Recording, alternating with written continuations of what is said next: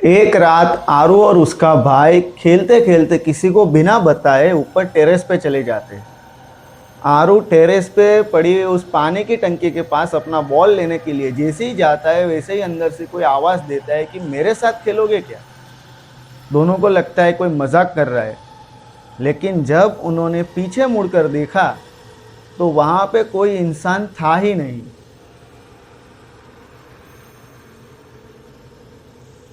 आरव को ना सब लोग प्यार से आरू कह के बुलाते थे।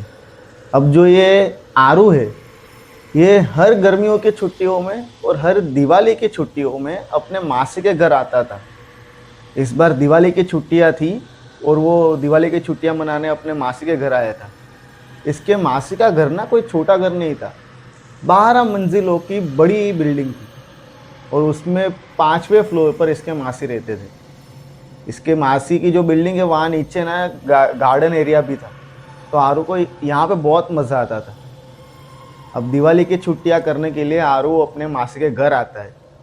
आरू और उसका कजिन ब्रदर, उसके मासी का लड़का, दोनों की आपस में बहुत बनती थी। ये लोग रोज़ गार्डन में खेला करते थे। लेकिन आरू के मासी की जो बिल्डिंग है ना, वहाँ पे आरू को एक बात बहुत अजीब लगती थी कि जो उनकी जो बिल्डिंग है उसका टेरेस हमेशा बंद रहता, हमेशा। वो पूरे साल में सिर्फ 2 दिन के लिए खुलता और वो भी मकर संक्रांति वाले दिन। और उस दिन भी आरू को और एक अजीब बात ये दिखती कि टेरेस के ऊपर जो टंकी है ना, वहाँ पे सिक्योरिटी गार्ड और सेक्रेटरी अंकल दोनों उस टंकी के आसपास ना कर्टन लगा देते थे, ढक देते थे, जैसे कुछ छुपा रहे हो। आरू ने पूछने की बहुत कोशिश की, लेकिन उसे हर बार एक ही जवाब मिलता, बस ऐसे ही सेफ्टी के लिए। अब ये तो उसके सवाल का जवाब नहीं था। एक दिन ना उस बिल्डिंग का जो 12वां फ्लोर है वो खाली था, वहां पे कोई नहीं रहता। तब आरू को और उसके भाई को पता नहीं ऐसी क्या सूझती है कि वो दिन वो लोग नीचे गार्डन में नहीं खेलते। वो लोग सोचते हैं कि ऊपर 12वें फ्लोर पे जाते, वहां पे खेलेंगे। अब आरू और उसका भाई बैट और बॉल लेके ऊपर के फ्लोर पे पहुंच जाते। ये लोग कुछ शाम को वहां पे गए थे। अब खेलते खेलते रात हो जाती है। रात के तकरीबन 8:30-9 बजे थे। आरू ना बैट से बॉल को इतनी जोर से मारता है कि बॉल सीधा जाके टेरेस का जो गेट है उसको टकराती है। आरू का भाई बॉल लेने के लिए जाता है। बॉल लेने के लिए जाता है तो देखता है कि टेरेस का गेट तो खुला है। वो आरू को बुलाता है कि इधर आ जरा, ये देख गेट खुला है। आरू कहता है हाँ गेट तो खुला है, शायद सेक्रेटरी अंकल आज लॉक मारना भूल गए। आरू का भाई कहते हैं चल ऊपर जाते हैं, मैं कभी रात को यहाँ पे आया ही नहीं हूँ। आरू कहता है कि नहीं नहीं अभी रात हो चुकी है, एक काम करते हैं हम लोग घर जाते हैं। आरू का भाई कहता है कि देख गेट हमेशा बंद रहता है, पहली बार ऐसा है कि एक खुला है, ऐसा मौका बार बार नहीं मिलेगा। आरू उसके भाई की बात से सहमत हो जाता है और ये दोनों टेरेस पे चले जाते हैं। टेरेस पे ये लोग जैसे ही जाते हैं, पूरे टेरेस पे ना बहुत ही बढ़िया और ठंडी हवा चल रही थी, बहुत ही बढ़िया हवा। टेरेस पे से ना पूरे शहर का इतना बढ़िया नज़ारा था, जगमगाता शहर दिख रहा था पूरा। और नज़ारा देख के दोनों बहुत ज़्यादा खुश हो जाते हैं। वहाँ पे उन्होंने काफ़ी टाइम बिताया। आरू का जो भाई है ना, वो बॉल को ना पता है यूं उछाल के खेलते हम, हाँ बस ऐसे उछल उछल के खेल रहा था। और तभी उसके हाथ से बॉल फिसल कर जो टंकी थी टेरेस पे उसके पीछे चली जाती है। अब आरू ये चीज़ देखता है, वो कहता है कि तू रुक मैं लेके आता हूँ। आरू लेने के लिए जैसे ही आगे बढ़ता है, टंकी के पीछे से बॉल उछल कर आरू के पास आकर गिरती है, मानो किसी ने फेंका हो बॉल को। अब ये चीज़ देखकर आरू और उसका भाई दोनों ही एक दूसरे के सामने देखते हैं कि ये क्या है। आरू का भाई कहता है कि हमारे से पहले भी कोई टेरेस पे आया है शायद, इसीलिए टेरेस का गेट खुला था, चल जाके देखते हैं पीछे। वो लोग टंकी के पीछे जाते हैं, लेकिन वहां पे कोई नहीं होता। वो लोग टंकी का पूरा एक चक्कर लगाते हैं, उन्हें कोई दिखता ही नहीं। वो दोनों कंफ्यूज हो जाते हैं। तो फिर बॉल अचानक उछल के आई कैसे, ये हो क्या रहा है। तभी अचानक उस टंकी के अंदर से किसी के हंसने की आवाज आई। अब उस हंसने की आवाज की वजह से दोनों डर जाते हैं। दोनों डर जाते। अभी ये सारी जो बातें हो रही उसे वो ये लोग कुछ समझते ही कि उतने में पीछे से आवाज आती है।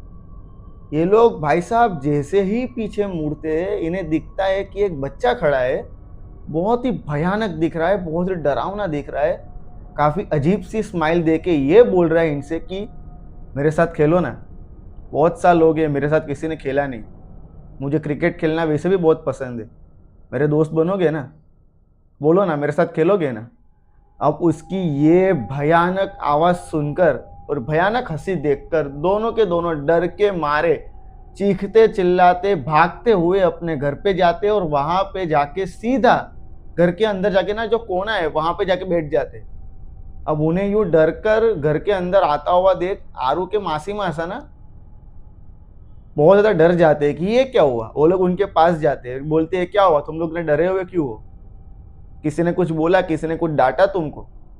आरू और उसका कजिन ब्रदर ना डर के मारे कुछ बोल नहीं पाते। आरू के मासी ने दोनों को पहले शांत करवाया, शांति से बिठाया, एक गिलास पानी पिलाया। फिर आरू और उसके भाई ने बहुत ही शॉकिंग चीज रिवील की कि ऊपर टेरेस पे ना हमने ये सारी चीजें अभी महसूस की। वहां पे हमें एक डरावना सा लड़का दिखा, इसे देख के पता चल रहा था कि ये कोई जिंदा है, जिंदा इंसान नहीं है। ये चीज सुनकर ना आरू के मासी मासा पहले बोलते तुम लोग टेरेस पे गए क्यों, और सारी बात जानने के लिए ना ये लोग भी जाते हैं टेरेस पे चेक करने के लिए। लेकिन ये लोग टेरेस पे जैसे ही जाते हैं इनको पता चलता है कि टेरेस का गेट तो लॉक है। ये लोग वापस अपने घर पे आते हैं और बोलते हैं कि टेरेस का गेट तो लॉक है। तो आरू कहता है कि नहीं, हम लोग जब वहां पे थे तब टेरेस का गेट खुला था। अब बहुत ज्यादा रात हो चुकी थी, रात के करीब 10 बज चुके थे, इसलिए आरू के मासी मासा तय करते हैं कि आज ही नहीं हम लोग कल जाएंगे और सेक्रेटरी साहब से सारी बात करेंगे, पता तो चले आखिर ऊपर था कौन और है क्या। दूसरे दिन उसी बिल्डिंग का जो गार्डन है वहां पे ना सेक्रेटरी साहब वॉक कर रहे थे। तब आरू के मासी मासा उनके पास जाते और उनके बच्चों ने पिछली रात जो टेरेस पे महसूस किया वो सारी बात बताते। ये सारी चीजें सुनकर सेक्रेटरी साहब जो है वो डर के मारे मानो जैसे कुछ उन्हें याद आया हो वैसे रुक जाते और कहते हैं कि वो लोग टेरेस पे क्यों गए। हाँ, मैं कल लॉक करना भूल गया था, मुझे कल काम था इसलिए मैं गया था, लेकिन मैं कल लॉक करना भूल गया था। तब आरू के मासा कहते क्या हुआ, कुछ डरावनी बात है, कुछ टेंशन वाली बात है। तो कहते हैं कि एक काम कीजिए, आप अभी चलिए ऑफिस में, सोसाइटी ऑफिस से वहाँ पे चलिए, वहाँ पे आपको सब बताता हूँ। ये लोग सोसाइटी के ऑफिस में आते हैं। ऑफिस में आने के बाद सेक्रेटरी साहब ने बहुत ही डरावनी चीज रिवील की। उन्होंने कहा कि 20 साल पहले ऊपर टेरेस पे एक लड़का खेल रहा था। अब उस दिन टंकी का ढक्कन जो है वो बंद नहीं किया था, खुला था। तो एक बच्चा खेल रहा था 10 साल का। अब खेलते खेलते उसकी बॉल ना टंकी के अंदर चली जाती है। तो वो टंकी पे जैसे तैसे चढ़ता है और बॉल निकालने की कोशिश करता है। उसी कोशिश करने के चक्कर में वो टंकी के अंदर गिर जाता है। अब जो कि किसी ने उसकी शायद आवाज नहीं सुनी होगी, इसलिए वो डूब कर वहीं मर जाता है। और उस दिन के बाद ऊपर टेरेस पे सब ने कोई ना कोई अनकंफर्टेबल चीज फील की है। कोई ये बोलता कि हमें एक छोटा बच्चा खेलता हुआ दिखाई देता है, कोई ये बोलता कि कोई बच्चा उसके आसपास दौड़ रहा है, कोई ये बोलता कि टंकी के अंदर से हंसने की आवाज आ रही है। किसी का ये कहना था कि कोई छोटा बच्चा उन्हें ऊपर परेशान कर रहा है।